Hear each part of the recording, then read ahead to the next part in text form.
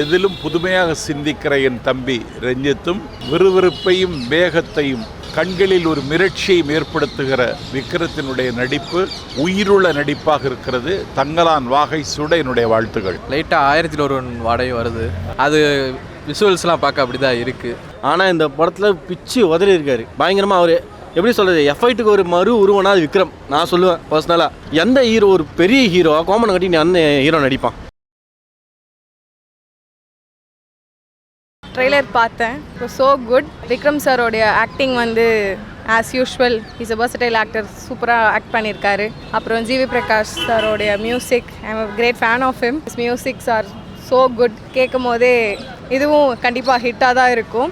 Ranjith sir direction நல்லாயிருக்கு, சினிமாட்டோகிராஃபரும் நல்லா தான் பண்ணியிருக்காங்க. ஸோ படத்தை பார்க்குறதுக்காக ஐ எம் வெயிட்டிங். ட்ரெய்லர் நல்லா இருக்குது. விக்ரம் விட்டால் வேறு யாரும் இந்த மூவி நடிக்க முடியாது. நல்லா கேரக்டர், பட் ரொம்ப எஃபெக்ட் போட்டு நடிச்சிருக்காப்புல. பட் மீன்ஸ் அதை பார்த்தா தெரியும். அதை ட்ரெய்லர் பார்த்து எனக்கு ஃபுல்லாக இன்னும் கம்மின்னு வரல. இன்னும் பார்த்தேன்னா தெரியும், பார்த்ததுக்கப்புறம் தான் சொல்லலாம். ஆனால் நல்லா இருக்குது, ட்ரெய்லர் ரொம்ப நல்லா இருக்குது. பார்த்தேன். ஒரு kind of like periodic film மாதிரி தெரிஞ்சு. And obviously Chiyaan Vikram I guess he has done really good in his acting. சொல்ல வேண்டாம். லுக் லைக் அவர் ஆல்ரெடி நிறைய ஃபிலிம்ஸில் அவரோட லுக்ஸ் வந்துட்டு நிறைய like he has you know try பண்ணி லைக் ட்ரை பண்ணணும் புதுசாக அப்படின்னு சொல்லிட்டு he has justified it as well. So I guess இதுவுமே ஒரு புதுசாக இருந்துச்சு. ஆதித்த கரிகாலனுக்கு அப்புறமா இது ஒரு கைண்ட் ஆஃப் பீரியாடிக் ஃபிலிமில் இப்படி வந்தது. I guess really good to C. Okay, good. Visuals நல்லா இருந்தது. விக்ரமோட ஆக்டிங் சூப்பராக இருந்தது. அதுமாதிரி பிஜிஎம் நைஸ். கண்டிப்பாக புதுசாக இருக்கும்னு நினைக்கிறேன். பார்க்கலாம் எப்படி இருக்கும். வந்தால் தான் தெரியும், படம் வந்தால் தான் தெரியும். ரொம்ப அற்புதம். ஒரு தமிழ்நாட்டில் சமகாலத்தில் ஒரு சமூக பிரக்ஞை உள்ள இயக்குனர் தம்பி ரஞ்சித். விறுவிறுப்பு, வேகம் இது ரெண்டும் கூட்டணி வைத்து கொண்டால் அதற்கு பேர் விக்ரம். அவர் கதாநாயகனாக நடித்த தங்கலான் ரொம்ப அற்புதமாக இருக்கிறது.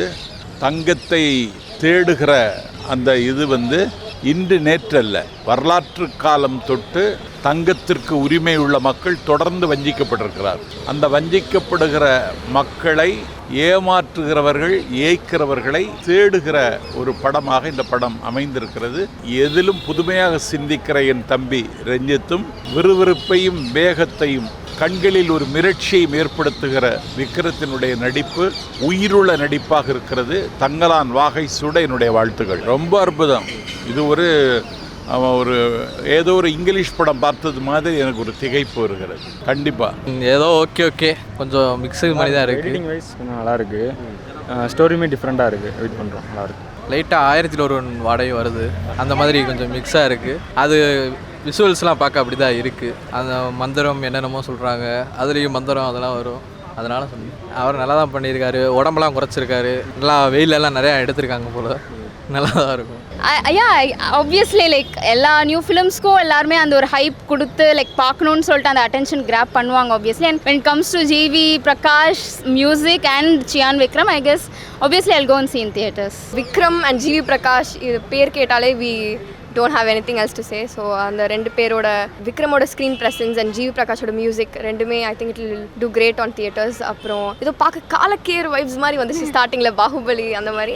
அப்புறம் போக போக it was totally different. And black பேந்தர்லாம் வந்துச்சு. So very interesting, waiting to watch. அதுதான் ஆப்வியஸாக விக்ரம் இருக்கனால சம்திங் வெரி பிக். ஸோ இவ்வளோ நாளாக எந்த பெரிய படம் லியோக்கு அப்புறம் ஐ டோன்ட் திங்க் எதுவும் வரல. So maybe this could be the one. Watch it in theatre. அதே மாதிரி இந்த படத்தில் கூட டிஃப்ரெண்ட்டாக காஸ்டியூம் அந்த மாதிரி ஒரு டிஃப்ரெண்ட் ஆக்டிங் இந்த படத்துலையும் எக்ஸ்பெக்ட் பண்ணலான்னு நினைக்கிறேன். ட்ரெய்லர் பார்க்கும்போது சம் தீம் பேஸ்டு தான் வந்து மூவி எடுத்திருக்காங்கன்னு தெரியுது. It make us think what அப்படின்ட்டு எக்ஸ்பெக்டேஷன் இருக்குது. பார்ப்போம் அப்படி ப்ரோ. அது பார்த்தா கொஞ்சம் நேச்சுரலாக நல்லா ஒரு செம்ம எஃபர்ட். எப்படி சொல்கிறது, நிறைய சப்ஜெக்ட் ஃபில் பண்ணியிருக்காங்க. அதில் எனக்கு தெரிஞ்சு அந்த சுதந்திரத்துக்கு முன்னாடி இருக்கிற ஒரு சப்ஜெக்ட், பழங்கால மக்கள், அதாவது ரஞ்சித் இந்த இதோட டேரக்டர் ரஞ்சித் அவன் பிளான் பண்ண மாதிரியே பண்ணிட்டு இருக்கான். ஒரு பழங்குடி மக்களை வச்சு ஒரு படம் பண்ணணும்னு பண்ணுறது அவனோட எய்மாக இருந்துச்சு. அதுக்கு ஏற்ற கேரக்டர் யாருன்ட்டு அவன் சூஸ் பண்ணி எடுத்திருக்கான். விக்ரம் சும்மானாலே எஃபர்ட்னா அப்படி போடுற ஒரு எஃபர்ட். ஆனால் இந்த படத்தில் பிச்சு உதறி இருக்காரு பயங்கரமாக. அவர் எப்படி சொல்கிறது, எஃப்ஐட்டுக்கு ஒரு மறு உருவனா அது விக்ரம். நான் சொல்லுவேன் பர்சனலாக. அப்பேற்பட்ட ஆள். இந்த இதில் இந்த ட்ரைலர் பார்க்கும்போது எனக்கு கொஞ்சம் கூஸ் பம்ப்ஸ் ஆயிடுச்சு. அவரோட கேரக்டரு, அந்த ஹீரோயின், இந்த எனக்கு 1001 கூட தான் நான் மேட்ச் பண்ண மாட்டேன் கண்டிப்பாக. அது டோட்டலாக வேறு கான்செப்ட். ஆனால் இதில் கொஞ்சம் அந்த மன்னர் கதையெல்லாம் எடுத்துகிட்டு வராங்க. பட் இது 1001 கம்பேர் பண்ண முடியாத ஒரு கான்செப்ட் என்னை பொறுத்தவரை. ஒரு பழங்குடி மக்கள் எப்படி கஷ்டப்பட்டு வராங்க, என்ன இன்னல்களை சந்திக்கிறாங்க, எப்படியெல்லாம் ஒருத்தன் அவனை கொடுமைப்படுத்துறான்றத தெளிவாக கேட்டிருக்காரு ரஞ்சித். அதான் சொன்னல, இப்போ அந்த வெள்ளைக்காரன் ஒருத்தன் வரான், அவன் வந்து அந்த மக்களை டார்ச்சர் பண்ணுறான், அந்த கொத்தடிமைங்களை அவங்கள நம்ம பழங்குடி மக்களை வச்சு ஒரு இது பண்ணுறான், ஒரு கான்செப்ட் பண்ணுறான். அவன் அந்த கொத்தடிமையாக வச்சு அவங்க உழைப்பை சுரண்டி அவங்கள அடித்து துன்புறுத்தி ஒரு இது பண்ணுறான். ஆனால் அது ஹைலைட் என்னன்னா, ஒரு பொண்ணு சம்திங் ஒரு உளவாளியாக வருதுன்னு சொல்கிறாங்க பார்த்தீங்களா, அது கொஞ்சம் டர்னிங் பாயிண்ட்டாக எனக்கு தோணுது. இப்போ நம்ம சொன்ன லாஸ்ட் டைம் இப்போ சொன்ன 1001 படம், 1001 படத்தில் ஜிவி பிரகாஷ் தான் மியூசிக் போட்டான்றது யாருமே நம்மள இப்போ வரலாம். அதே மாதிரி தான் அந்த படத்தில் ஜிவி பிரகாஷ் மியூசிக் போட்டானா அப்படின்னு நிறைய பேர் கேட்டாங்க. அதோட எனக்கு பயங்கர எஃபர்ட் கொடுப்பான் எனக்கு தோணுது. இதில் ஷோரா எனக்கு தெரிஞ்சு விக்ரம் கோட்டை எஃபர்ட்காகவே படம் ஹிட் ஆகும். அவனோட கேரக்டர்ஸ்லாம் பாருங்களேன் எப்படி இருக்குன்ட்டு.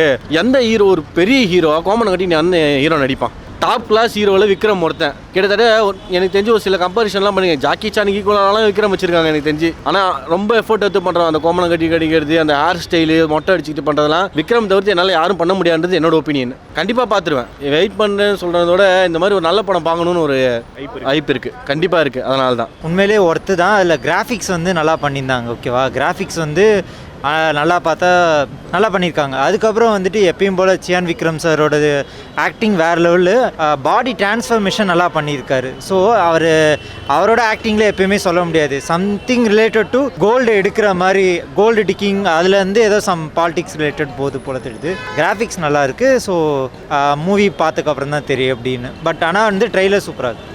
நல்லா இருக்குது. இல்லை ஸ்டோரியே டிஃப்ரெண்ட்டாக இருக்குது, ரொம்ப நல்லா இருக்குது, டிஃப்ரெண்ட்டாக பண்ணியிருக்காங்க.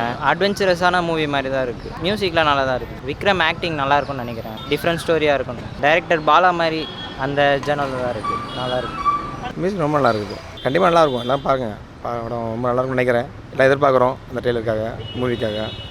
அவர் லுக்கு எப்போவுமே சூப்பராக தான் இருக்கும். இது வந்து கண்டிப்பாக நல்ல படமாக இருக்கும்னு நினைக்கிறேன். இது ஆக்சுவலி வந்து ரஞ்சித்தோட ஸ்டோரியாக இருக்கும். தெரியல, இனிமேட்டு மூவி வந்ததுக்கப்புறம் தானே தெரியும். நம்ம அசூம் பண்ண முடியாதுல்ல ட்ரெய்லரில் பார்த்து.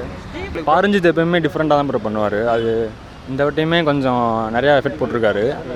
அதான் என்னை பொறுத்தவரை இந்த எடிட்டிங் அந்த ஒர்க்கெலாம் கொஞ்சம் டிஃப்ரெண்ட்டாக இருக்க மாதிரி இருக்குது. அவங்க நிறைய மேக்கப் அதெல்லாம் நிறைய ஒர்க் பண்ணியிருக்காங்க. இல்லை அது நம்ம ட்ரெய்லர் வச்சு எதுவும் முடிவு பண்ண முடியாது. அதனால் படம் வந்தால் தான் தெரியும். அது கொஞ்சம் பார்ப்போம். அது ஸ்டோரி டைம் நடந்த டிஃப்ரென்ஸ், இதுக்கும் நிறைய டிஃப்ரென்ஸ் இருக்குன்னு நினைக்கிறேன். ஆனால் இது கொஞ்சம் பீரியாடிக் ஃபில்ம் மாதிரி இருக்குது.